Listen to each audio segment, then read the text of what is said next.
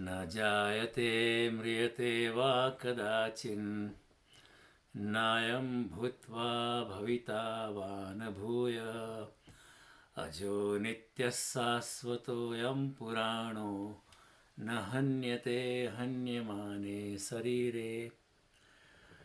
कल्पांत करते हुए अर्जुन को, वो विषाद में डूबे हुए अर्जुन को, रोते हुए अर्जुन को भगवान हंसते हुए कहते हैं ये भी एक कॉन्ट्राडिक्शन है। अर्जुन रो रहा है, भगवान हंस रहे हैं। प्रसन्नीव भारत, गीताकार कहते हैं कि जो विषिदंतम इदम वाक्यम उवाच मधुसूदन, जो अर्जुन जो रो रहा था उसको भगवान हंसते हुए कहते हैं कि अर्जुन तू क्यों रोता है, आत्मा तो कभी मरती नहीं है, न जायते उसका कभी जन्म नहीं होता है, न म्रियते वा उसका कभी मरण नहीं होता है। वो पहले कभी था, अभी है, बाद में नहीं होगा, ऐसा भी नहीं है। वो सदा है, वो अज है, वो शाश्वत है, पुरातन है, और शरीर के मरने से आत्मा मरती नहीं है। तो अर्जुन तेरा जो रियल इनर सेल्फ जो है, तुम्हारी जो चेतना है, वो कभी मरती नहीं है। वो एक या दूसरे स्वरूप में या बिल्कुल निराकार स्वरूप में भी उसका हमेशा अस्तित्व सदा रहता है। तो अर्जुन तुझे रोने की ज़रूरत नहीं। तो भगवान बड़ी अच्छी बातें कहते हैं। भगवान आत्मा के संबंध में अर्जुन को समझा रहे हैं। भगवान कहते हैं कि ये तो एक शरीर से दूसरे शरीर में जाना कोई बड़ी बात नहीं है। जिस तरह इंसान वस्त्र पुराने पड़ जाते हैं तो नए वस्त्र का अंगीकार करता है, उसी तरह आत्मा जब देह पुराना पड़ जाता है या देह में रहने लिए आत्मा के लिए योग्य निवास नहीं लगता है, तो आत्मा वो देह छोड़ के नया शरीर धारण कर लेती है आमतौर पर। कई बार ऐसा है तो योगी नया शरीर धारण नहीं करता है, वो ब्रह्म में विलीन हो जाता है। तो ये, लेकिन वो एक्सेप्शनल बातें होती है। आमतौर पर भगवान आम इंसान की बात करते हैं कि आम इंसान जब मृत्यु को उपलब्ध होता है तो उसकी आत्मा, उसका मन का जो सूक्ष्म शरीर जो बनता है, जो ब्लूप्रिंट बनती है, उसकी वासनाओं के अनुसार, किए गए कर्मों के अनुसार, किए गए कर्म लेकिन नहीं सफल हुए कर्मों के अनुसार, जो कर्म करना चाहा था लेकिन कर नहीं पाया, वैसे सबका एक क्रिस्टलाइज्ड, एक बिल्कुल संक्षिप्त, एक बिल्कुल सघन एक उसका सूक्ष्म शरीर बनता है, जिसे हम एस्ट्रल बॉडी भी कह सकते हैं। Then it's coated with this kind of thing, desires, और उसी के प्रकार वो जो आत्मा है नए शरीर में, उसी के प्रकार कान, आँख, नाक, जीभ, जनन इंद्रिया धारण करता है, और फिर विषयानुपसेवते, भगवान कहते हैं इस तरह अपने मन के अधीन रह के अपने इंद्रियों के अनुसार विषय का उपभोग नए शरीर में करता है। तो भगवान कहते हैं कि रोने की कोई ज़रूरत नहीं, कोई मरता नहीं, ये देह चला जाएगा, दूसरा देह मिलता है, और वो तो एक सिर्फ वस्त्रों का बदलाव है। इसके साथ तुम इतना अटैचमेंट मत करो। भगवान कहते हैं नैनम छिंदति शस्त्राणि नैनम दहति पावक न च एनम क्लेदयन्त्यापो न शोषयति मारुत।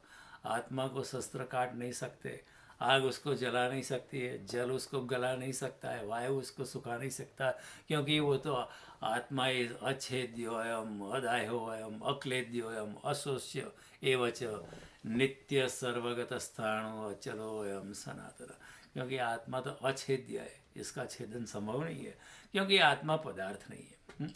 पदार्थ होता तो कुछ न कुछ हम उपाय कर लेते आज इतने भी वैज्ञानिक इंस्ट्रूमेंट इतने अच्छे हैं कि छोटे से छोटी चीज़ का भी एक, even hair can be split into kind of 1,000 pieces, लेकिन आत्मा पदार्थ नहीं है। तो आत्मा अगर पदार्थ नहीं है तो फिर वो करने, उसका छेदन नहीं किया जा सकता है। वो आत्मा अदाय है, अक्लेद्य है, उसको आप गला नहीं सकते हो, उसको भिगोया नहीं जा सकता है, वो अशोष्य है, वायु उसके सुखा नहीं सकता है, वो नित्य है, सर्वव्यापी है, अचल है, स्थिर है और सनातन है। और फिर भगवान कहते हैं आत्मा अव्यक्त है और दिखाई नहीं पड़ता है हमारी इंद्रियों से, हमारी स्थूल इंद्रियों से, हमारी बुद्धि से उसे नापा नहीं जा सकता है, वो बुद्धि से पार है। अचिंत्यो अयम, उसका आप चिंतन भी नहीं कर सकते। अविकार्य, उसमें कोई विकार नहीं होता है जैसे शरीर में विकार होता है। मैं पहले बचपन ही में था, बचपन में बच्चा था पहले, बाद में कुमार अवस्था थी, पौंगड़ अवस्था थी, युवा अवस्था थी, प्रौढ़ अवस्था थी, फिर वृद्धावस्था आएगी, फिर जीर्ण हो जाएगा शरीर, फिर मृत्यु हो जाएगी। ऐसे परिवर्तन शरीर में होते रहते हैं, लेकिन आत्मा तो अविकारी है। अविकार्यो ऐसा कहा जाता है। ऐसा जानकर तस्मादेव एवं विदित्वेन नानु सोचित मरसी। हे अर्जुन, ऐसा जानकर तुझे ऐसा शोक करने योग्य नहीं, तू तो बुद्धिमान इंसान है, तू क्यों ऐसा नीचे गिर गया है? ऊपर उठ। मैं आत्मा के लेवल पे बात करता हूँ, ऊपर की बात करता हूँ। फिर लेकिन जब भगवान ने देखा कि अर्जुन फिर भी शोकग्रस्त है, तो भगवान तो बात करते थे आत्मा की ऊंचाई से। देखो, आत्मा की ऊंचाई जो है वो बुद्धि से आगे होती है, वो मन से आगे होती है, इंद्रियों से आगे होती है। फिर भगवान को क्या करना पड़ता है, अर्जुन को समझ नहीं आती है, फिर भी वो शोकग्रस्त है, तो भगवान नीचे उतर आ जाते हैं कि चलो ठीक है, मैं बुद्धि के लेवल पे आ जाता हूँ, तुम्हारे तर्क के लेवल पे आ जाता हूँ, इंटेलिजेंस के लेवल पे आ जाता हूँ। देखो, ये समझने जैसी बात है। आत्मा का लेवल जो होता है वो बुद्धि से भी पार होता है, इंटेलिजेंस से भी पार होता है, लेकिन भगवान को भी मजबूरन अर्जुन की बुद्धि के लेवल पे आना पड़ता है। भगवान को मजबूरन तर्क की अंधेरी गलियों में आना पड़ता है। तर्क से कुछ सिद्ध नहीं होता है। देखो, इस जगत में फिलोसोफर्स होते हैं, फिलोसोफर्स कोई योगी नहीं होते। फिलोसोफर वो बुद्धि लड़ाते रहते हैं, कुछ मिलता नहीं है यार, सारी जिंदगी वो आर्ग्यूमेंट करते रहते हैं, दलील करते रहते हैं, विधान करते रहते हैं। A philosopher is not a yogi. A Maharshi Aurobindo is not a philosopher. हाँ, doctor Radha Krishnan is a philosopher. शायद चिन्मयानंद इज अ विद्वान एंड पंडित, पांडुरंग शास्त्री विद्वान एंड पंडित थे। लेकिन आत्मज्ञान की तो बात ही कुछ और है। मीरा आत्मज्ञानी है, एकनाथ तुकाराम आत्मज्ञानी है, नरसिंह आत्मज्ञान। वो लोग फिलोसोफर नहीं है, वो लोग विद्वान नहीं है, वो लोग पंडित नहीं है, वो अपने आत्मा में स्थिर है। तो जो नरसिंह मीरा जैसे लोग जो है वो ऑर्डिनरी फिलोसोफर जो होते हैं, तत्वज्ञानी होते हैं, विद्वान होते हैं, उससे भी उनकी एक आगे की अवस्था होती है। वो लोग चिन्मयानंद या मंडन मिश्र या ऐसे पंडितों से आगे होते हैं। मैं इधर किसी की अवहेलना मैं नहीं कर रहा हूँ। चिन्मयानंद से मुझे बहुत सम्मान है, बहुत अच्छे इंसान थे।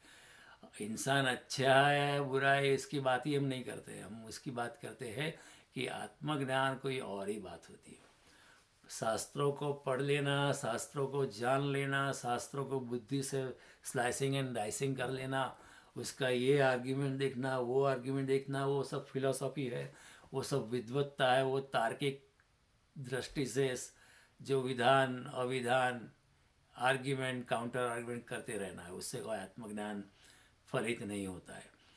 आत्मज्ञान तो मौन में जाके सब दलीलें बंद हो जाती है। बुद्धि से पार जो होता है, मन से पार जो होता है, इंद्रियों से पार जो होता है, समय से पार जो होता है, स्थान से पार जो होता है, वो आत्मज्ञान में प्रवेश होना होता है। तो भगवान कहते ठीक है, अभी तो मैं आत्मज्ञान ऊपर की बात तू पचा नहीं सकता है, अभी भी तू रोता रहता है, तो ठीक है, ऐसा मान लो कि आत्मा हमेशा जन्म लेता है, मरता भी है, ऐसा तू ऐसा भी मान ले। मैं तेरी बात कहता हूँ अब कि अर्जुन, यदि ऐसा मान भी लिया जाए कि आत्मा भी मर जाती है, उसका भी जन्म होता है, उसकी भी मृत्यु होती है, हालांकि होती नहीं है, लेकिन फिर भी मान लो कि तू कहता है वो बात सच है, तो भी तू रोने के लिए काबिल नहीं। क्यों, उसमें क्या रोने का? ठीक है, फिर मर ही जाना है, फिर उसके बाद रोने के लिए कौन बचेगा? अगर आत्मा ही नहीं, आत्मा भी मरती है, आत्मा भी जन्म लेती है, शरीर भी जन्म लेता है, शरीर भी मरता है, तो फिर ये पाप पुण्य का कोई सवाल ही नहीं है, हिंसा हिंसा का कोई सवाल नहीं है। फिर मरने के बाद फिर से आप होगे ही नहीं है, तो फिर आपको कर्म का बंधन या हिंसा हिंसा का कोई लेप लगने वाला नहीं है। तो फिर अगर ऐसे भी बात मान लोगे, अथ चैनम नित्य जातम नित्यम व मन्य से मतम, अगर तू आत्मा को सदा जन्मने वाला या सदा मरने वाला भी तू अगर मान ले, जो सच नहीं है फिर भी मान लेगे ऐसा है, तो भी रोने की कोई ज़रूरत नहीं। तो भी तो अच्छा है, फिर रोने की कोई ज़रूरत नहीं क्योंकि जातस्य ध्रुवो मृत्यु ध्रुवो जन्म मृत्यु सच तस्मात् अपरिहार्यते न त्वं सोचितुम अर्हसि। क्योंकि ऐसा अगर मानेंगे तो फिर जो जन्म लेता है उसकी मृत्यु निश्चित है। अगर आप मानते हैं कि आत्मा की भी जन्म होती है, आत्मा की भी मृत्यु होती है, आत्मा भी परमानेंट नहीं है, तो फिर ठीक है। तो फिर जो जन्मता है उसका मृत्यु होता है, जो जिसकी मृत्यु होती है उसका जन्म भी निश्चित है। तो फिर ये टाल आप अपरिहार्य अर्थ है, उसमें कोई उपाय नहीं है। ये होता होगा ही, मृत्यु आएगी ही, जन्म आएगा ही, आपके अब बस की बात नहीं है। तो फिर तू शोक क्यों करता है जो तेरे हाथ में नहीं है? उसके बारे में शोक करके क्या फ़ायदा? कुछ नहीं कर सकोगे, क्या कर पाओगे? तो फिर रोना क्यों फिर? हाँ? फिर रोने की कोई, अगर आपकी बैंक्रप्सी हो गई है तो बैंक आपको घर से निकाल देगी। सामान रास्ते पे आ जाएगा। अभी ऐसा होना ही है, तू जानता है, तो फिर रोने से क्या फ़ायदा? एक तो सामान भी रास्ते पे आएगा, ऊपर से रोने की क्या ज़रूरत है? Why do you want to compound the misery? हंसते हंसते दूसरी समस्या झेल ले, और क्या। तो भगवान ये कहते हैं, मैं अगर तेरी तेरी तर्क की भी मान लो तो भाई तू रोने के लिए तो काबिल नहीं है। फिर भगवान कहते हैं, आश्चर्यवद पश्यति कश्चिदेनम आश्चर्यवद वदति तथैव चान्यम आश्चर्यवच्चैनन्यम शृणोति श्रुत्वापि येनम वेद न चैव कश्चित्। कोई महापुरुष इस आत्मा को आश्चर्य की भांति देखता है, वैसे ही दूसरा कोई महापुरुष ही उसको तत्व का आश्चर्य की भांति उसका वर्णन करता है। तथा कोई दूसरा अधिकारी पुरुष है जो उसे आश्चर्य की भांति सुनता है, और कोई कोई तो सुनकर भी उसको नहीं जानते। हालांकि सुनकर भी कोई नहीं जान सकता है, कोई कोई नहीं, सभी नहीं जान सकते। ये कृष्ण अभी बड़ी गहन बातें कहते हैं। तो फिर कृष्ण ने कहा, जैसे मैंने आपको समझाया कि यथा चैनम नित्य जातम, अगर आत्मा को मरने वाला, जन्म लेने वाला मान ले, तो भी तो उसके लिए शोक करने के लिए क्या, उस शोक करने की कोई ज़रूरत नहीं है। हाँ, कोई घड़ी है फूट जाती है, कोई शीशा फूट जाता है, कोई टॉय है वो बल्ब फूट जाता है, सेल फोन बिगड़ जाता है, गिर जाता है। हाँ, तो इसमें रोने का क्या है? ठीक है, दूसरा आ जाएगा। इसमें कौन सी हिंसा है? जब तुम मीठे जाओगे तो फिर ये कर्म भी और आत्मा भी तुम्हारे साथ नहीं आने वाली है। तो फिर यहाँ यंत्र की भांति आप भी समाप्त हो जाओगे, फिर रोने की क्या ज़रूरत है? तो वैसे ही बात हमारे चार्वाक मुनि ने कही थी, इदम भस्मीभूतस्य कुतः पुनरागमन ऋणम कृत्वा घृतम पिबेत। ये जो भस्मीभूत शरीर है, जो आग में जलने वाला है और भस्म होने वाला है, उसका कौन सा पुनरागमन? मैं नहीं मानता हूँ, चारवाक ने ऐसा कहा। इसलिए फिक्र मत कर। वो तू कर्ज लेके पर घी पी। उस जमाने में घी का बहुत महत्व था, आज थोड़ा कम हो गया है, लेकिन उस जमाने में कहते कर्ज अगर लेना तो ले, लेकिन घी पियो, ऐश करो।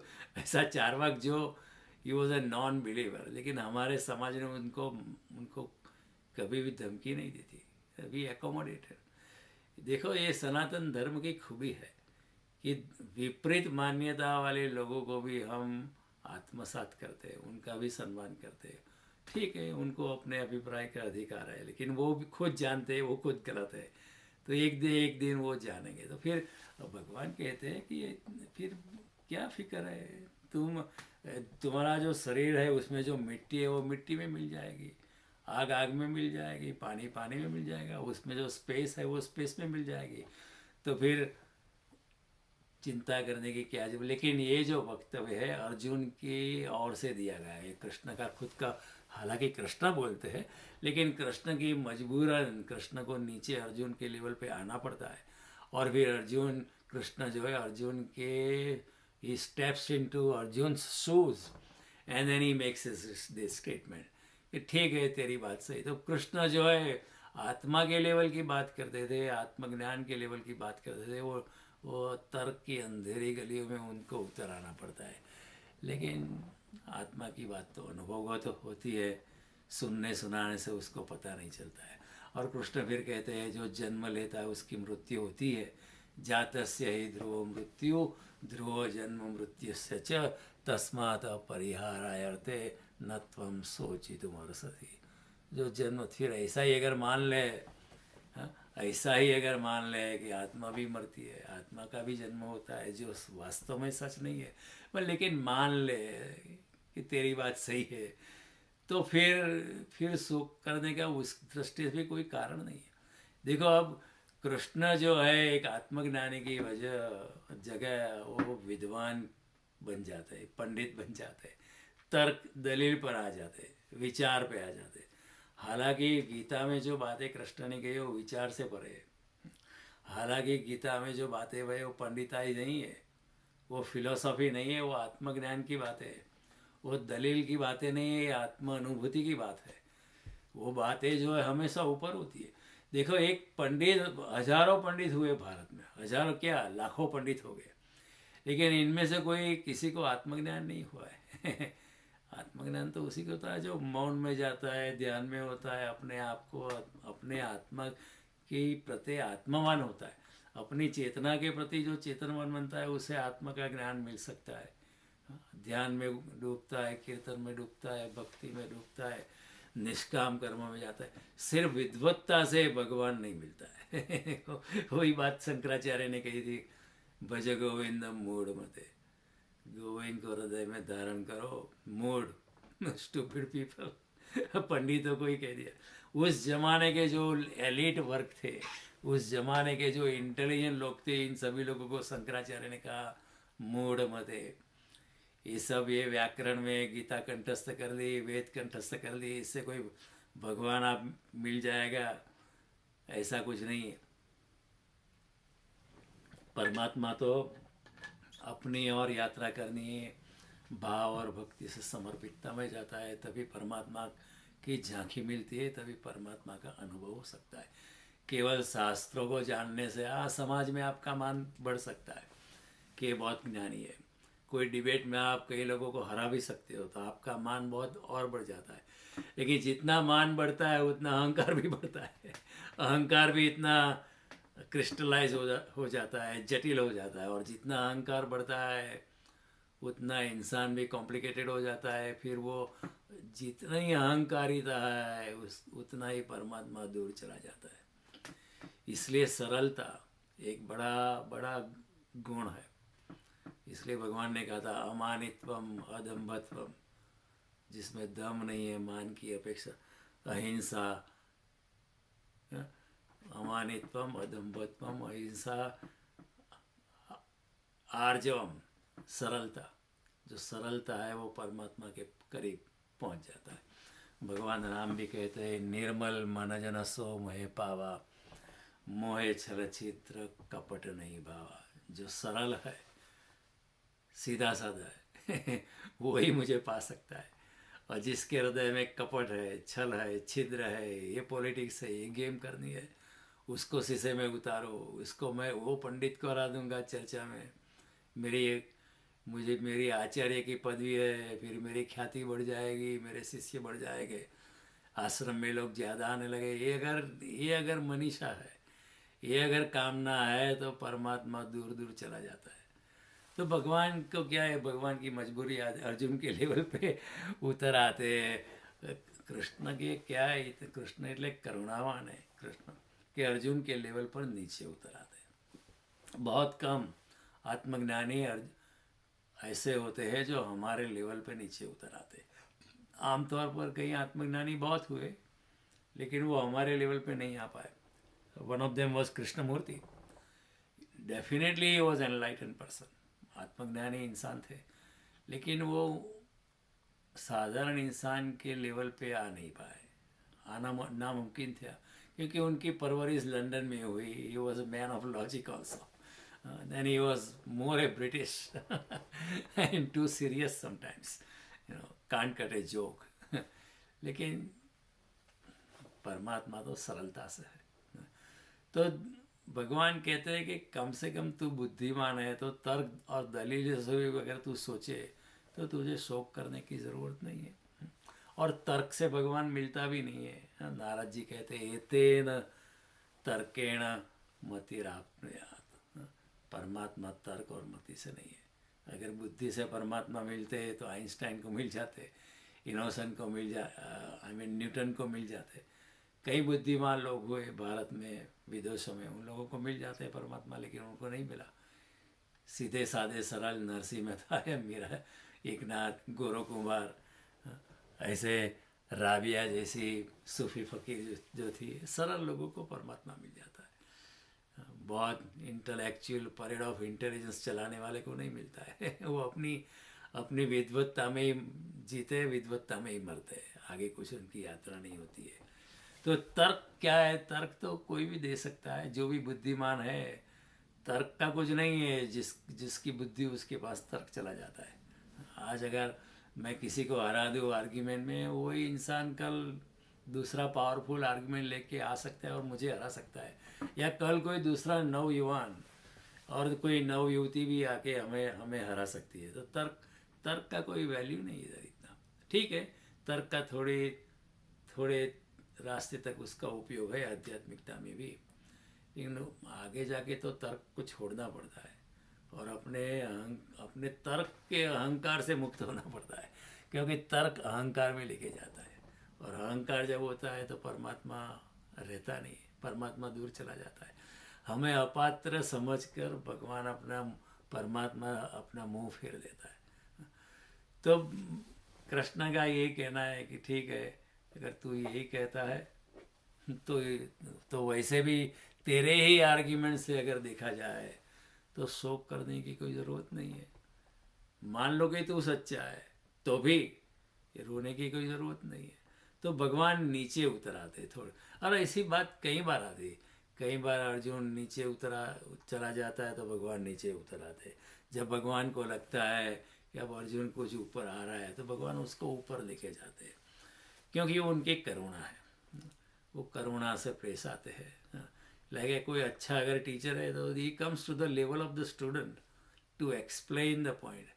लेकिन कई टीचर ऐसे थे, मैंने देखे थे हमारे स्कूल में, कि उनका लेवल हाई था लेकिन वो स्टूडेंट के लेवल पर नहीं आते थे, और उनका जब क्लास चलता था कई स्टूडेंट को तो फीवर आ जाता था, क्योंकि वो इतने कड़क थे।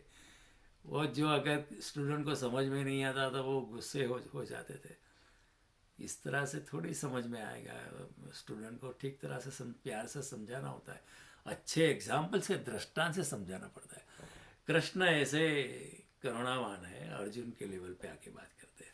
फिर भगवान कहते हैं आश्चर्यवत पश्यति कश्चिदेनम आश्चर्यवत वदति तथैव चान्यम आश्चर्यवत तदन्य शृणोति श्रुत्वापि न वेद न चैव कश्चित्। कोई आत्मा वो आश्चर्य कारक है, ऐसा सुनता है, ऐसा देखता है, ऐसा समझाता है, ऐसा सुनता है, लेकिन भगवान कहते हैं देखना, सुनना, समझना, समझना, उसके बाद भी आत्मा को कोई ठीक तरह से आत्मा को जानता नहीं है।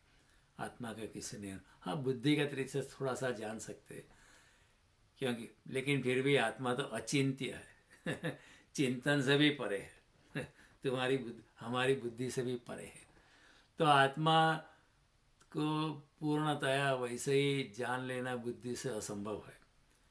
आत्मा का अनुभव उसी को होता है जो अपने अंदर प्रवेश करता है, आंख बंद करता है, शरणागति में जाता है, भक्ति में डूबता है, निष्काम कर्म योग में डूबता है, ज्ञान योग में, साधना योग करता है अपने आप में। All these are journeys are focused on one's own self, it is not an external journey. हाँ, कर्मयोग में इंसान बाहर काम करता है, वो लिए निष्काम भाव से करता है कि जो भी मिलता है परमात्मा तेरे चरणों में अर्पण है, तो ये फिर वो भक्ति में ही ले जाता है, कर्मयोग में ही। तो भगवान कहते हैं कि ये भी एक आश्चर्य, करोड़ों लोगों में कोई आत्मा की और ऊंचाई पर आंख उठा के देखता है। देखो, हम अपने संसार में इतने व्यतीत है, सारा जहां, सारे के सारे लोग, 7 billion people on the planet, हम लोग संसार में इतना व्यस्त है, कोई आंख बंद कर कर या आंख उठा कर कभी सोचता नहीं है अपने आत्मा के बारे में, कोई सोचता भी नहीं है। हालांकि आत्मा अचिंत्य है, लेकिन फिर भी कोई आत्मा के बारे में कोई विचार भी नहीं करता, आत्मा के बारे में कोई सवाल भी नहीं उठाता है। सभी जो हम पढ़ते हैं इंटरनेट पे या न्यूज़ में, वो शरीर के बारे में, कि तुमको अगर ये डायबिटीज़ है तो ये ठीक रहेगा, वो ठीक रहेगा, कोलेस्ट्रॉल तो ये एक्सरसाइज ठीक रहेगी, वो एक्सरसाइज ठीक रहेगी, ये अभी नई ट्रीटमेंट आई है, वो है। सब बातें जो है बाहर की होती है, कोई इंसान हमारे संसार में, हम इतने एजुकेटेड लोग हैं पूरी पूरी पृथ्वी पे अब तो, लेकिन फिर भी कोई आत्मा के बारे में, अपनी चेतना के बारे में, आत्मावान होने की बात तो कोई उठाता ही नहीं है, क्योंकि हम संसार में भागते भागते हम अंधे हो चुके, हम सो रहे हैं। इसलिए कृष्ण कहते कि ये आश्चर्य है कि आत्मा के संबंध में कोई जानना चाहे, कि आत्मा के संबंध में किसी को कुछ जिज्ञासा होए, कोई आत्मा के बारे में, आत्म तत्व के बारे में कोई पिपासु बने। ये बहुत बहुत आश्चर्य है। देखो, शंकराचार्य ने एक बड़ी अच्छी बात की थी, 3 चीज़ बहुत दुर्लभ है। एक है मनुष्यत्व, बहुत दुर्लभ है, हमें मिला है, लेकिन हम उसका ठीक तरह से उपयोग करें तो हमारा सौभाग्य, किसी और का नहीं, हमारा खुद का। ये जो मनुष्यत्व जो है बहुत दुर्लभ है। करोड़ों योनि में से घूम घूम कर जब हम उसके काबिल बनते हैं तो मनुष्य जन्म मिलता है, ऐसा नहीं मिलता है। और इसी जन्म में भी अगर ठीक तरह से हमने जिंदगी नहीं जी तो मनुष्य जन्म हाथ से चला जा सकता है। कई लोगों को ये मान्यता है कि एक बार मनुष्य हो गए तो फिर मनुष्य ही रहेंगे, ऐसा नहीं है। भगवान कहते हैं 16वें अध्याय में कि अगर मनुष्य होकर हमने आसुरी का काम किया, सिर्फ आहार, निद्रा, भय और मैथुन में अपनी ज़िंदगी बिता दी, तो आपका अधोगमन हो सकता है, आप नीच योनि में जा सकते हो। तो ऐसा नहीं है कि एक बार मनुष्य हो गए तो मनुष्य का जन्म लेना पड़ेगा, नहीं, आप निम्न कक्षा की योनि में जा सकते हो। तो मनुष्य जन्म बहुत दुर्लभ है। दूसरा, मनुष्य होने के बाद मुमुक्षत्व बहुत दुर्लभ है। मनुष्य तो हो जाते हैं, लेकिन कई बार मनुष्य होने के बाद हम परमात्मा के संबंध में हमारा कुतूहल हो, और कुतूहल जिज्ञासा में परिवर्तित हो, और जिज्ञासा फिर मुमुक्षत्व में परिवर्तित हो, ये भी एक बहुत दुर्लभ चीज़ होती है। क्योंकि अधिकतर लोग इस जगत में जैसे पैदा होते हैं वैसे ही मर जाते हैं। उनके जीवन में रद्दी भर क्रांति घटित नहीं होती, उनको कभी विचार भी नहीं होता है दिव्यता के बारे में, परमात्मा के बारे में। जस इतना कमाया, ये मकान बना लिया, वो मकान ले लिया, वो ज़मीन ले ली, हाँ, इतनी स्त्रियों के साथ मैं घुमा, इतने पुरुषों के साथ मैं चली, मैं इतनी सुंदर थी, मेरी आँख के इशारे पे सब चलते थे, पुरुष लोग भी। इसी में जिंदगी खत्म हो जाती है। कई बहुत हजारों में एक मनुष्य को मुमुक्षत्व होता है। देखो, मुमुक्षत्व थोड़ी आगे की, पहले तो थोड़ी कुतूहल होता है। जैसे हम इधर गीता प्रवचन करते हैं, कोई आपके घर से गुजरा, दूसरे कमरे में बैठा है, अचानक आ जाए, पूछेगा क्या हो रहा है। हाँ, वहाँ एक कोई है जयदेव जानी, पागल लगता है, वो गीता के बारे में समझा रहा है। हाँ, तो एक कुतूहल है क्या हो रहा है, फिर उसको और कुछ लेना देना नहीं है। उसको कभी दिल से नहीं होता है कि चलो मैं भी कुछ क्या है बैठूं, जानने का प्रयास करूं। दूसरा स्टेज है जिज्ञासा, जैसे आपकी भी जिज्ञासा है कि आपको जानना है क्या है गीता, कृष्ण ने क्या बताया। और तीसरा स्टेज है मुमुक्षत्व, फिर आपके हृदय में परमात्मा के लिए इतनी अगन जलती है, इतनी आग जलती है कि आप बेचैन हो जाते हैं। हाँ, जैसे कोई प्रेयसी अपने बॉयफ्रेंड से उसका वियोग हो जाता है तो इतनी तड़पती है, उसी तरह आप भी परमात्मा के लिए जब तड़पने लगो तो उसका नाम है मुमुक्षत्व। जब मेले में किसी बालक की माँ खो गई है तो वो बालक अपनी माँ को कितनी कितनी तड़प से खोजता है, रोता है, उसी तरह भक्त जो है परमात्मा के वियोग से रोने लगता है। तो उसका नाम है मुमुक्षत्व, कि परमात्मा के बिना अब रहा नहीं जाता है। जैसे कोई इंसान प्रेम में पड़ता है, कोई स्त्री प्रेम में पड़ती है, या कोई पुरुष किसी स्त्री के प्रेम में पड़ता है, तो वो कहता है उसके बिना मैं जी नहीं सकता। ऐसी हालत जब होती है भक्त की कि मैं अभी परमात्मा के बिना रह नहीं सकता, ऐसी लागी लगन मीरा हो गई मगन, वो तो गली गली हरि गुण गाने लगे। ऐसी जब अवस्था होती है तब उसको मुमुक्षत्व कहते हैं। तुलसीदास कहते, अब प्रभु कृपा करो यही भांति, सब तजी भजन करो दिन राति। भगवान अब ऐसी कृपा करो कि सब कुछ छूट जाए। मुझे कुछ, आप ही ऐसा कुछ करो, मैं तो छोड़ नहीं सकता क्योंकि मेरी माया ही इतनी है, मैं अपने आप छोड़ देंगे, लेकिन आप कुछ करो कि सब कुछ छूट जाए। अब प्रभु कृपा करो यही भांति, सब तजी भजन करो दिन राति। बस अभी तेरे में ही दिन काटूँ, तेरे तेरे ही ख्यालों में रात काटूँ, ऐसे करो। तो उसको कहते हैं मुमुक्षा। तुलसीदास जो कहते हैं उसमें मुमुक्षा है। मीरा जो कहती है ऐसी लागी लगन, मीरा के बारे में जिसने भी लिखा है, मीरा हो गए मगर। विवेकानंद का भी ऐसा मुमुक्षत्व था, परमात्मा क्या है, कहाँ है, क्या चीज़ है, उसका जानने के लिए उनको इतना उनका मुमुक्षत्व था। रातों रात वो गए, एक बार उनको पता चला कि देवेंद्रनाथ आए रविंद्रनाथ टैगोर के दागा, तो उनको रात आधी रात को मिलने चले थे, लेकिन उनके पास से कुछ मिला नहीं, तो तुरंत वापस आ गए। लेकिन जब रामकृष्ण मिले तब पूरी बाजी पलट गई क्योंकि एक आत्मज्ञानी इंसान तो एक पारसमणि जैसा होता है। आपके हमारे अंदर कुछ अगर है, कुछ चिंगारी है, तो आत्मज्ञानी इंसान आपको छुके वो चिंगारी को एक अग्नि, विशाल अग्नि में वो परिवर्तित कर सकता है। सिर्फ देखने से, सिर्फ माथे पे हाथ रखने से सब कुछ हो जाता है, अगर कोई तैयार है तो। तो कहने का तात्पर्य ये कि मनुष्यत्व दुर्लभ है, मुमुक्षत्व दुर्लभ है। और मुमुक्षत्व के बाद, मुमुक्षत्व कई लोगों के पास हो तो करोड़ों में एक में सा, लेकिन उसको अगर कोई संत मिल जाए, संत समागम, शंकराचार्य ने ये तीन बात कही है, मनुष्यत्व सत्व, मुमुक्षत्व और संत समागम। ये तीन बात बहुत दुर्लभ है, बहुत दुर्लभ है। कोई आपको ऐसा गुरु मिल जाए कि जो आपको पारलौकिक अनुभव में ले जाए, परलोक की आपके साथ कुछ झांकी करा दे, और फिर आप में ऐसी लगन लग जाए कि हम कुछ संसार के बारे में सोच भी नहीं पाए, हमेशा परमात्मा ही हमारे 724 घूमता है। तो भगवान कहते गीता में भी, तस्मात् सर्वेषु कालेषु माम अनुस्मरयुध्य च अर्जुन। 724, तेरा चित्त मेरे में ही लगा के रख, सर्वेषु कालेषु नॉट जस्ट 1 hour सत्संग, 724, तस्मात् सर्वेषु कालेषु माम अनुस्मरयुध्य च। तू युद्ध कर, और युद्ध करता करता भी तेरा चित्त मुझ में लगा दे, तो ये तो क्या होगा कि तेरा संत समागम अपने आप हो जाएगा। तो तीन चीज बहुत दुर्लभ है।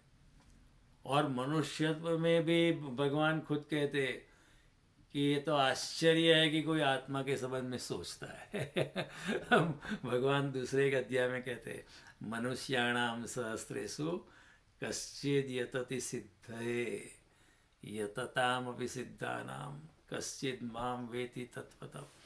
हजारों मनुष्यों में से कोई एक मेरे लिए, मेरे बारे में कुछ सोचता है कश्चिद यतति सिद्धे, कोई एक आध्यात्म की यात्रा लेता है, कुछ मुमुक्षा इसके दिल में होती है, और ऐसे हजारों में से कोई एक means 1000 times 1000 is a million then हजारों में से कोई एक आध्यात्म में जाता है, और ऐसे हजारों जो आध्यात्म में जाते हैं, रेयरेस्ट ऑफ द रेयर में से कोई एक मुझे तत्व से जानता है, आत्मा का अनुभव करता है।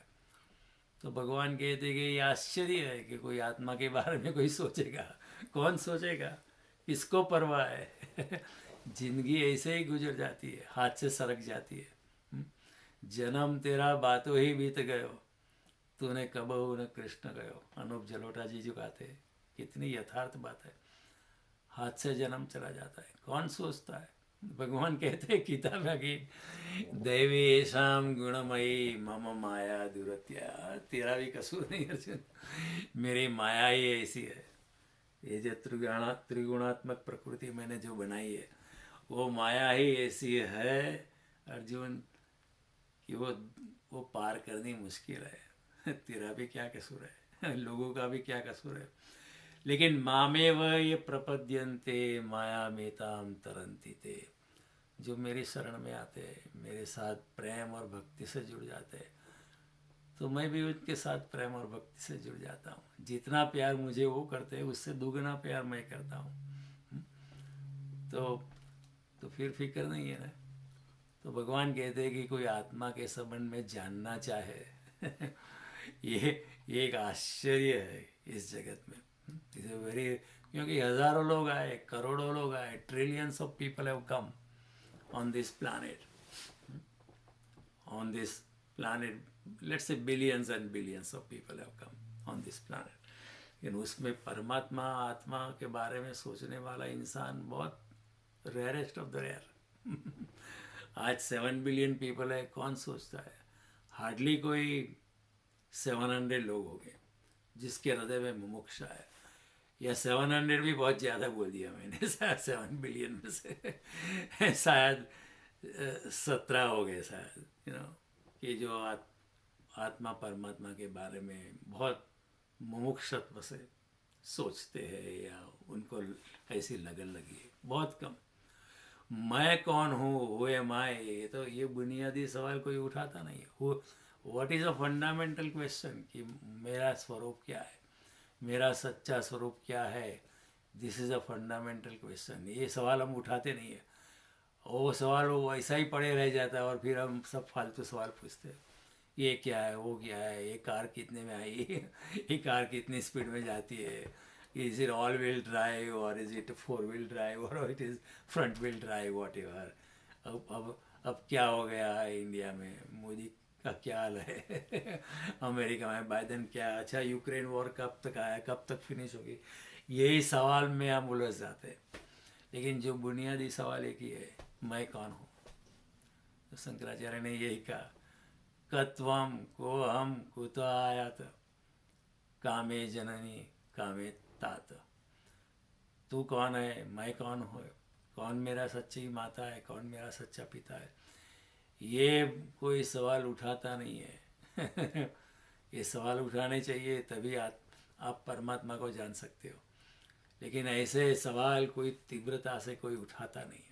भगवान, इसलिए भगवान कहते आश्चर्य है कि कोई आत्मा के बारे में कोई जानना चाहे, आत्मा को अनुभव करना चाहिए। पहले तो विचार से जाना चाहिए, फिर विचार से परे, विचार शून्यता में जाकर आत्मा का अनुभव करने के लेवल पे तो बहुत कम बनाते हैं। इसलिए भगवान कहते हैं ना, रेयरेस्ट ऑफ द रेयर, हजारों में से एक।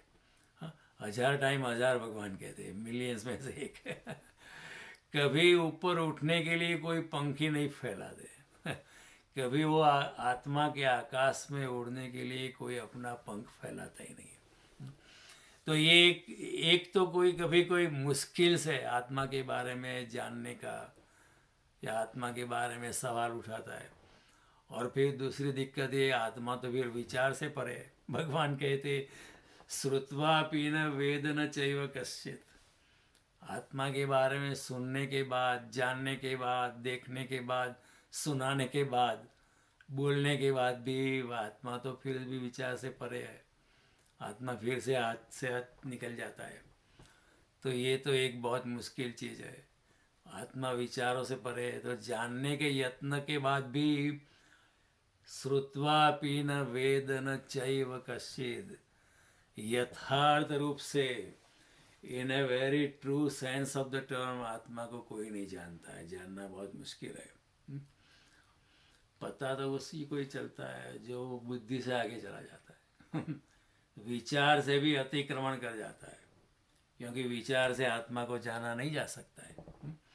आत्मा विचार को पकड़ सकता है, लेकिन विचार आत्मा को नहीं पकड़ सकता है समझ में आता है। फिर से कह दूं मैं, आत्मा जो है विचार को पकड़ सकता है, क्योंकि आत्मा का स्तर ऊपर है। लेकिन विचार जो है वो आत्मा को नहीं पकड़ सकता है, क्योंकि विचार नीचे है। मेरे हाथ से मैं इस माउस को पकड़ सकता हूँ मेरे हाथ से ये माउस को मैं पकड़ सकता हूँ, लेकिन ये माउस से मेरे हाथ को मैं नहीं पकड़ सकता। ये माउस मेरे हाथ को नहीं पकड़ सकता है, क्योंकि मेरा हाथ ऊपरी कक्षा का है और माउस तो पदार्थ है। तो विचार से भी जो अतिक्रमण कर जाता है, विचार के आगे जो जाने का प्रयास करता है, जो विचार शून्यता में प्रवेश करता है, जो नॉन एंटिटी हो जाता है, पूर्णतया अहंकार से मुक्त हो जाता है और भगवान के चरणों में लीन हो जाता है, उसके लिए आत्मा की अनुभूति के लिए कुछ संभावना है। उसके बिना आत्मा की अनुभूति असंभव है। आत्मा को विचार से नहीं पकड़ा जा सकता है, बुद्धि से नहीं। वो केवल आत्मा परमात्मा में शरणागति से, प्रेम से, भक्ति से, ध्यान से, और लोग चाहे जो भी बोलने दो, फिक्र ही मत करो, आप अपनी आनंद निजानंद की मस्ती में डूबे रहो। ये कृष्ण का संदेश है। निजानंद की मस्ती में। यस्तु आत्मरति रेवस्या, जो आत्मरति में, आत्मतृप्तस्य मानव, जो आत्मा से ही संतुष्ट है।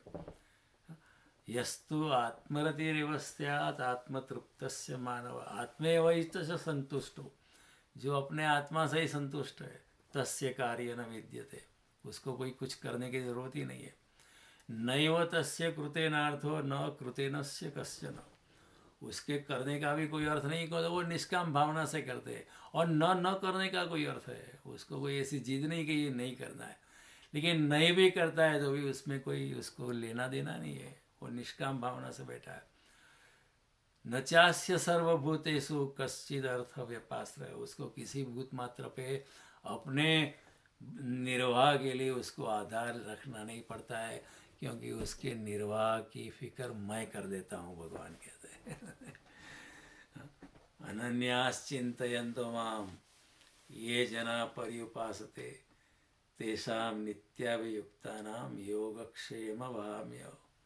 जो अनन्य चित्त से मेरे साथ जुड़ गए, किसी और जगह उनका ध्यान ही नहीं जाता, अपने और भी नहीं जाता है, केवल मेरे शरणों में ही जिसका ध्यान है, उसके भरण पोषण का, उसके जीवन निर्वाह की फिक्र भी मैं कर देता हूँ, तो फिक्र मत कर। भगवान कहते हैं उसके जो भी उसके पास है उसको बचा लेने की और उसमें वृद्धि करने की, उसको थोड़ा धन देने की, उसको अच्छे परिवार देने की व्यवस्था मैं कर दूंगा, फिक्र मत करो। तो भगवान कहते हैं कि ये तो एक आश्चर्य है कि कोई आत्मा के बारे में सोचे, और फिर जो सोचते हैं उसे विचार से तो मिलता नहीं है। तो कैसे मिलता है? विचार से भी जो पार जाता है, बुद्धि से भी जो पार जाता है, जो अपने अंतरात्मा में डूबता है, ध्यान का प्रयास करता है और विचार शून्यता में जाता है, उसके लिए संभावना बनती है। देखो, एक जगत है वस्तुओं का जो बाहर है, सब पदार्थ बाहर है, आत्मा अंदर है। दूसरा जगत है विचारों का, वो भी बाहर है। विचारों से कुछ होता नहीं। कई लोग विचार करते, फिलोसॉफी इज नॉट बीइंग आत्मज्ञानी। Doctor Radha Krishnan was a great philosopher, nice man, we respect him, लेकिन आत्मज्ञान नहीं है उनका। कई लोग स्लाइस एंड डाइस करेंगे, जैसे लोकमान्य तिलक थे, very nice person, very intelligent person also, लेकिन आत्मज्ञान नहीं है। विनोबा जी अच्छे इंसान है, नाइस पर्सन। विवेक गीता के बारे में उन्होंने भी लिखा है और अच्छा लिखा है, पढ़ने जैसा लिखा है। लेकिन आत्मज्ञान है नहीं, ऐसा नहीं कहा जा सकता है। शायद हो सकता है, मैं पता नहीं, लेकिन पता चल जाता है, व्यक्ति की आंख से पता चल जाता है। आत्मज्ञानी की आंख से तो कुछ और ही झरना बहता है। आत्मज्ञानी इंसान की आंखों से अंदर से परमात्मा झांकता है, तो पता चल जाता है कि आत्मज्ञानी है या नहीं। तो रामकृष्ण परमहंस या रमण महर्षि जैसे लोग आत्मज्ञानी होते हैं, उनको कुछ बोलने की ज़रूरत होती नहीं है। तो ये विचार का भी जगत बाहर भी है, वस्तु का जगत भी बाहर है। स्वप्न में विचार नहीं था, लेकिन फिर भी आता है। क्योंकि विचार के बिना आप हो सकते हो, लेकिन आपके बिना विचार नहीं हो सकता है। तो वस्तुओं को जानने की कोशिश करते हैं हम लोग, करोड़ों में से कोई उसमें से वस्तुओं से मुक्त होकर, पदार्थ से मुक्त होकर कोई विचार में आता है, और फिर विचारों में हम उलझ जाते हैं।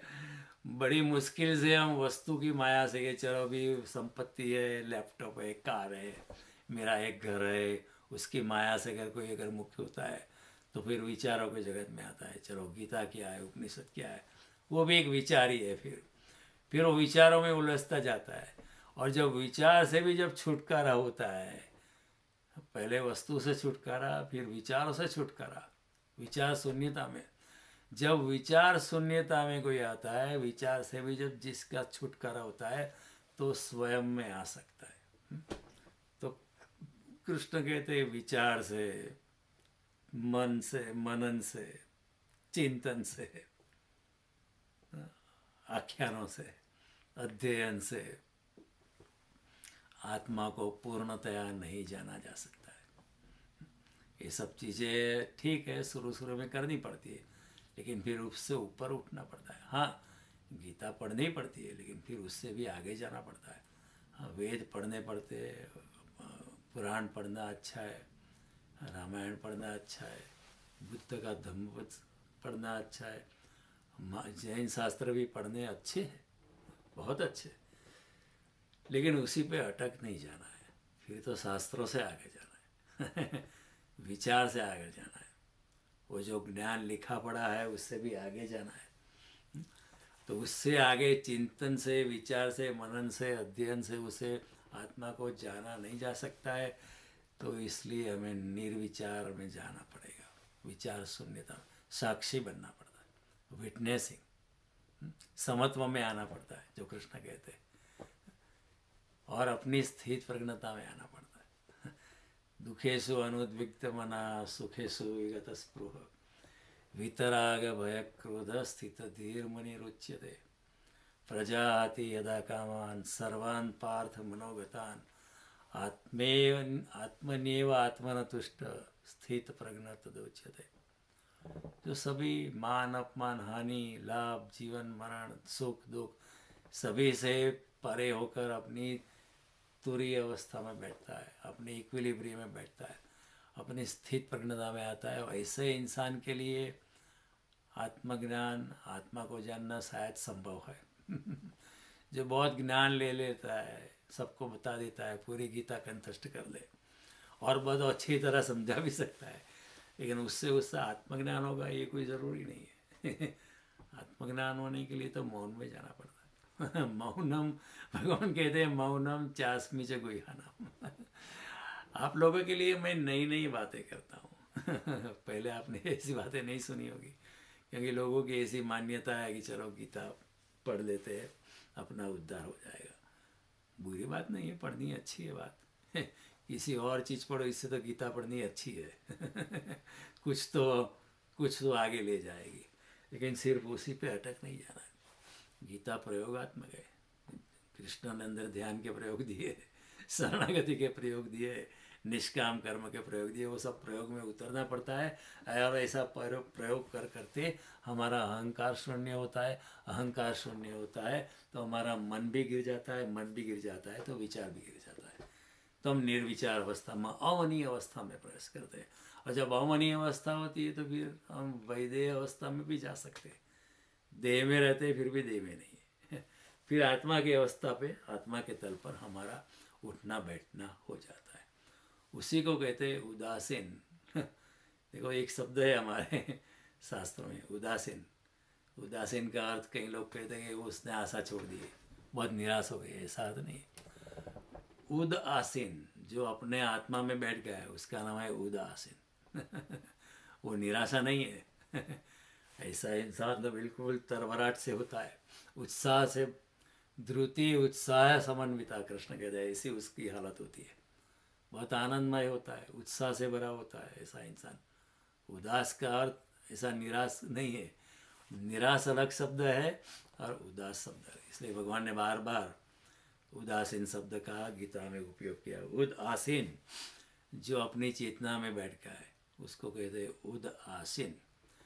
तो आत्मा के संबंध में कोई उपदेश दे, सुने, देखे या उसके लिए बताए, ये सब आश्चर्य है, क्योंकि आत्मा समझा नहीं जा सकता, उसको समझाया भी नहीं जा सकता।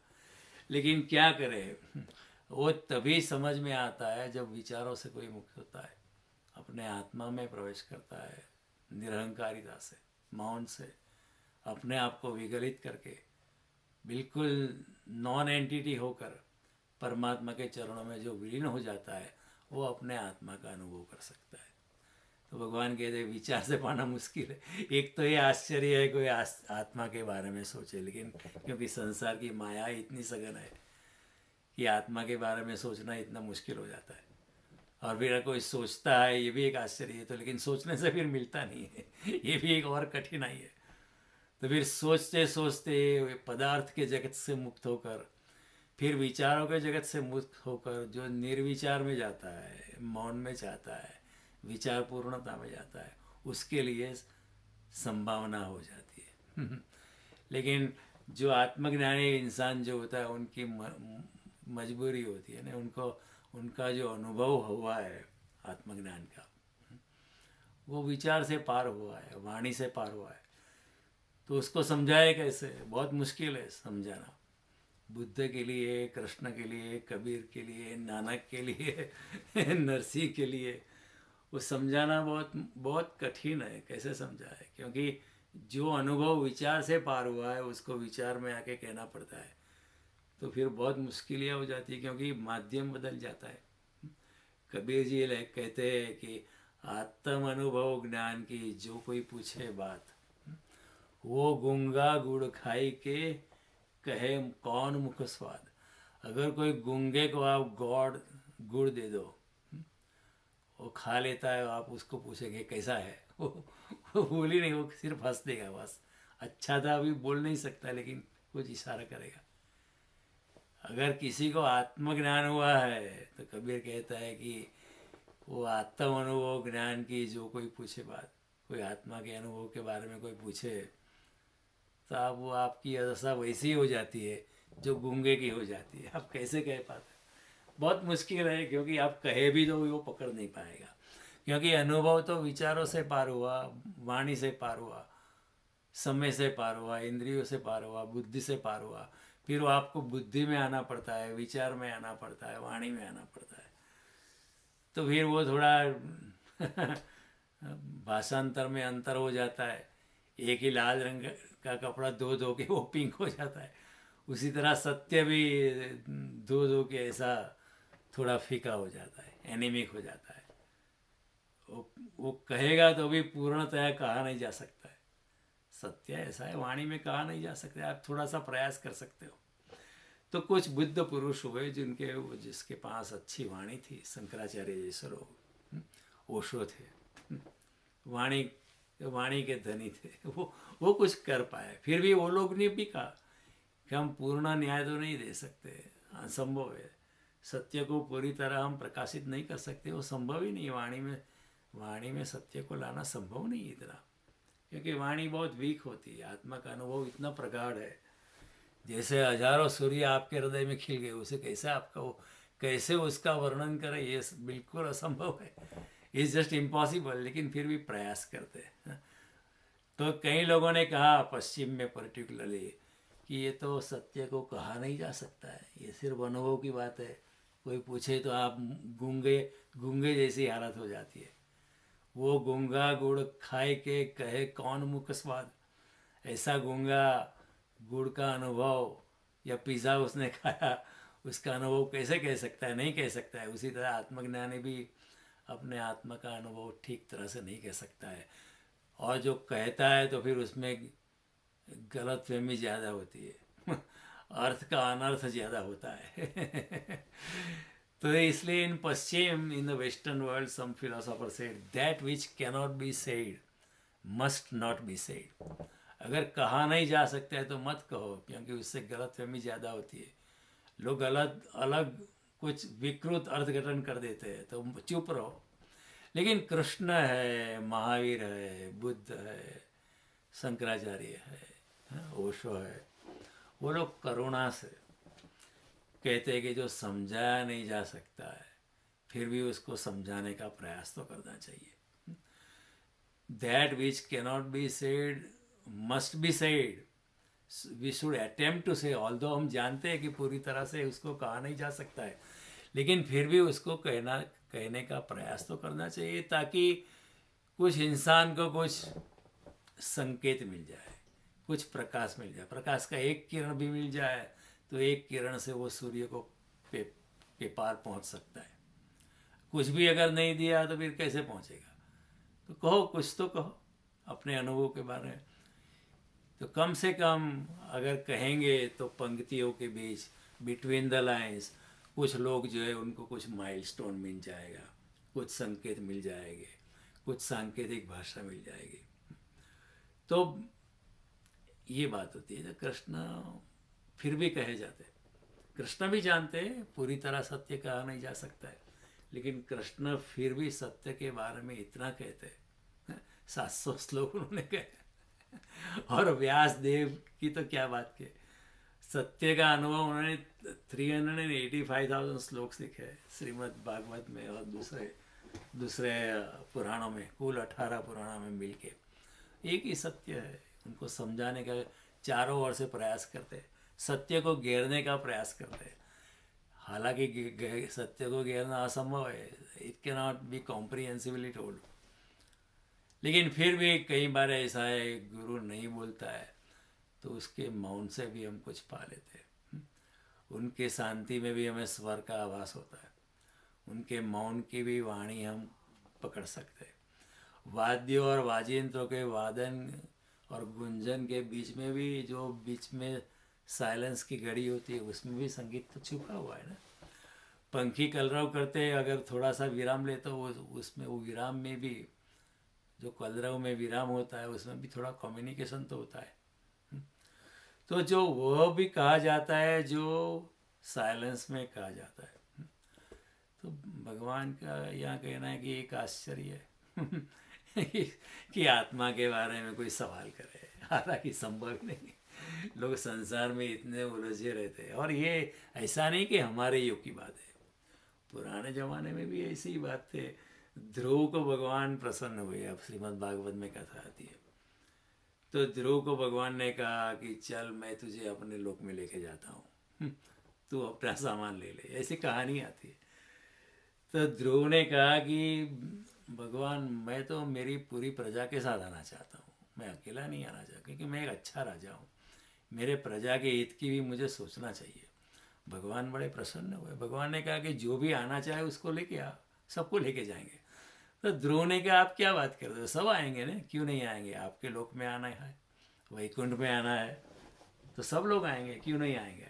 भगवान ने कहा कि मैं तुझे 1 महीना देता हूँ, तू जाके लोगों को प्रस्ताव दे कि वहाँ जाना है, आप लोग तैयार हो जाओ। तो ध्रुव को भी आश्चर्य हुआ, लेकिन ठीक है, तो आप कहते 1 महीने के बाद, 1 महीने के बाद मैं सबको तैयार कर दूंगा। ध्रुव गया गांव में, एक इंसान, पहले इंसान से बात की, उसने कहा अरे वैकुंठ तो मुझे भी जाना है लेकिन अभी नहीं, अभी मेरी नई नई शादी हुई, मुझे संसार का अनुभव करना है, संसार कहना वो तो देख लूँ मैं, तो मैं नहीं आऊँगा। तो ध्रुव ने कहा संसार के सामने तुम्हें वैकुंठ में जाना है, परमात्मा का संग मिलेगा, सत्संग होता रहेगा, परमात्मा का दर्शन मिलेगा, इससे ज़्यादा और क्या हो सकता है। लेकिन बोला है नहीं नहीं नहीं, मैं संसार का अनुभव तो करना ही चाहता हूँ। दूसरे के पास गए, बोला अभी मेरी बेटी की शादी है, वो शादी खत्म होने के बाद सोचूंगा, ऐसा नहीं कि आऊँगा, सोचूंगा।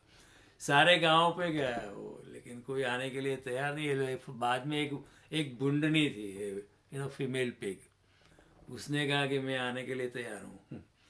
तो ध्रुव तो खुश हुए, उसने कहा ठीक है, यहाँ पृथ्वी पे तुम्हें क्या खाना मिलता है, ये सब गंदी चीज़ें तू खाती रहती है और तेरे बच्चे भी खाते रहते हैं। तो बूंदी ने कहा ये बात भी सच है।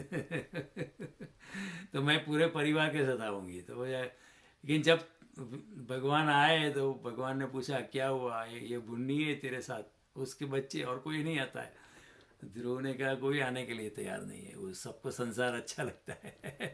सब संसार में सभी दुखी है, फिर भी सबको संसार कोई छोड़ने के लिए तैयार नहीं है, क्योंकि माया ऐसी है। जो भगवान कहते हैं ना, दैवी ऐसाम गुणमयी मम माया दुरत्या, ये संसार से उठने का विचार भी नहीं आता है। तो फिर बुंड ने ऊपर ऊपर जब विमान में चढ़ रही तो उसने सवाल पूछा कि स्वर्ग लोक में मुझे मनुष्य की विष्ठा खाने को मिलेगी कि नहीं मिलेगी। तो ध्रुव ने कहा कि आप क्या बात करती है, स्वर्ग लोक में तो आपको बहुत अच्छी चीज़ें खाने मिलेगी, ये कहीं ऐसी चीज़ थोड़ी, ये तो बहुत गंदी चीज़ है। आप तो भूनी ने कहा नहीं नहीं, मुझे वो स्वर्ग की अच्छी चीज़ में कोई रस नहीं है। मुझे तो मनुष्य की विष्ठा में या प्राणियों के विष्ठा खाने में ही मजा आती है। तो वो उतर गई वो भी। तो भगवान भी हंस दिए, ध्रुव भी हंस दिए कि भगवान, ध्रुव ने कहा अब मेरी बात, अब आपकी बात भगवान मुझे समझ में आती है कि संसार में सभी दुखी है, फिर भी संसार में इतनी माया है, वो माया से पार जाना बहुत मुश्किल होता है। तो कोई संसार से मुक्त होता है, पदार्थ से मुक्त होता है तो विचार में जाता है, फिर विचारों में उलझ जाता है, विचारों में ज़िंदगी ख़त्म हो जाती है। लेकिन कोई इंसान होता है विचारों से आगे जाता है, अपने अहंकार से मुक्त होकर सरलता में आता है, और फिर विचारों से मुक्त होकर वो विचार शून्यता में आता है, ध्यान में आता है, फिर शरणागति में आता है, पूर्ण प्रेम और भक्ति में आता है। ऐसे इंसान के लिए आत्माओं को जानने का या ना अनुभव करने का, सिर्फ बुद्धि गति से जानना नहीं है कि मैं आत्मा को जानता हूँ, नहीं, आत्मा का अनुभव जो कर होने की संभावना उसके लिए बढ़ जाती है। और सत्य तो है, बोल बोल करने से नहीं मिलता है, सत्य मिलता है मौन में और बिखर जाता है मुखरता में। सत्य की कोई भाषा नहीं है सारी जगत की भाषा है असत्य है, आप कुछ भी कहो असत्य हो जाएगा, क्योंकि सत्य का समावेश भाषा में हो नहीं सकता है।